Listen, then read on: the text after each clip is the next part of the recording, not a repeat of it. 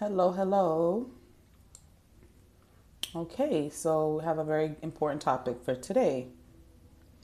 We're going to be talking about the removal of conditions and everything you need to know to protect your green card. Okay, so if you have a 2 year green card and it's expiring, this is going to be one of the most important filings that you'll ever make in your immigration journey because your I-751, if it's not done correctly, you could lose your status. You can even be placed in removal proceedings. So, in today's discussion, I want to walk through exactly what you need to know to avoid making mistakes and how you can properly prepare your case when you're filing the I-751. Okay, my name is Ebony Anuforo. I am an immigration attorney, and I represent clients with, complex U.S. immigration matters, including marriage green cards, VAWA, T visas, U visas, and I-751 removal of conditions. We also handle some employment-based matters as well. Okay, so I want to start from the beginning and talk about what is a conditional green card. So, if you received your green card through marriage and your marriage was less than 2 years old at the time your green card was approved, then USCIS gives you what's called a conditional green card. And this green card is only going to be valid for 2 years. It's not permanent yet, okay? And the reason why USCIS does this is because they want to confirm that your marriage is real and that you didn't just get married for immigration purposes. So before your green card expires, you're going to be required to file a form called the Form I-751, which is the petition to remove conditions on your residence. And this is how you're going to transition from a conditional green card to a 10-year permanent green card, okay?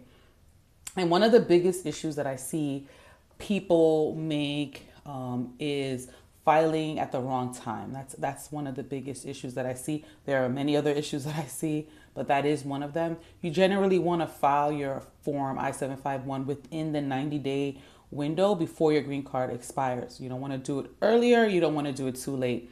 Now, if you file too early, USCIS could reject your case. If you file too late, you can find out that you've fallen out of status, okay? Now, there are going to be some exceptions, especially if you're filing a waiver. So if you're filing a waiver, the filing time is going to be a little bit less strict, right? So for certain waivers, even if you're filing after the expiration of the green card, you're going to be fine. But just remember that timing is critical. So don't just wait and try to figure it out. You want to be paying attention to when your green card is expiring. And then once you file, USCIS will typically issue you a receipt notice, and this receipt notice extends your green card while your case is pending with USCIS, okay? Now, if you're still married and everything is going well in the marriage, you will usually file the I-751 jointly with your spouse. And this means that both of you are confirming that the marriage is real and the marriage is ongoing. In a joint filing, USCIS is looking for strong evidence that you guys have built a life together. And this can include things like you maintain joint bank accounts, so you're continuing to commingle your finances, lease, mortgage if you've bought a home together, tax returns that are filed together. They're going to be looking at insurance policies, possibly photos over time of the relationship, travel records, children if you have kids. They want to see that since you've been married, since you received the green card, that you guys are continuing to build a life together, right? That is the whole purpose of why they bring you in and they interview you, is because they want to assess the relationship is still ongoing. Now, here's what most people get wrong, right? It's not about just submitting the documents, right?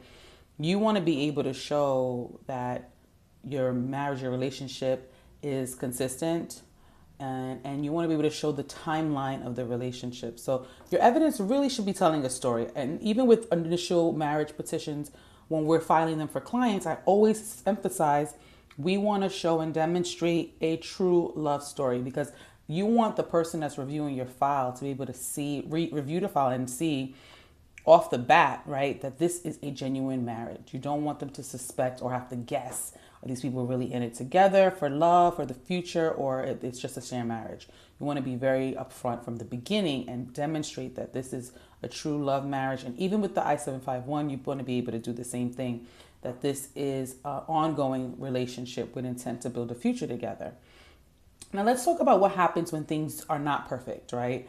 Because, this is where a lot of people panic, right? If your marriage ended or your spouse refuses to file for you or your spouse was abusive to you, you may still be able to file the I-751 through a waiver.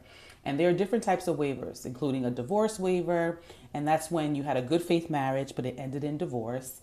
There's abuse waivers where there was either battery or extreme cruelty. And this often overlaps with VAWA. So people will call it like VAWA, removal of conditions. And then, if there's extreme hardship, so there's an extreme hardship waiver. Now, I want to focus on one of the more common ones, like the divorce waiver, right? So if you got married in good faith, but the relationship didn't work out, you can still qualify to remove conditions on the green card, right? But this is going to be where your case becomes a little bit more complex, right? USCIS they're going to look very closely at whether the marriage was real from the beginning. So even if you got divorced, that's fine. They want to know, were they real? So you still have to prove evidence of a bona fide marriage, right? They're going to want to know why the marriage ended, and whether your evidence that you provide them supports your story. So, and this is where your strategy is going to really matter most, because you're now explaining to them, right? You're not just documenting, you're going to be explaining your relationship to them and why it ended, okay? So USCIS really cares about your evidence, okay? I want to really spend a moment to talk about that, because a lot of people think that, I don't have enough documents and, I'm going to get denied. And that's not true. It doesn't mean you need to have overwhelming amounts of documentation. USCIS, they do understand that, every relationship is different. But you still want to be able to provide the evidence that you do have, and you want to make sure that it's credible and consistent. So we're not asking you to provide 100 pages of documents. And if you have a lot of evidence, the more the better, right? But if you feel like you don't, at least talk with an attorney to assess whether or not the evidence that you do have will still be strong enough for you to present your case, right? Documents are important, but you want to make sure that you are presenting a strong case. And you can do this by using your personal statement. It's a way you organize the evidence that you do have, if you have supporting affidavits. It's really the overall narrative that you're going to present regarding the relationship. So even cases that have limited documents can be approved if they're really presented correctly, if they're presented in a strong way. Now, not every I-751 case requires an interview, but we are seeing that most people these days, in most cases, if not all cases, are being called in for an interview. And during this interview, they're going to be looking for a lot of things. They're going to be assessing red flags. Are there inconsistent answers? If you have lack of knowledge about your spouse, weak or missing evidence, prior immigration issues, these are things that they're going to be looking at. So it's really important for you to prepare. Preparation is going to be key for these types of cases, okay?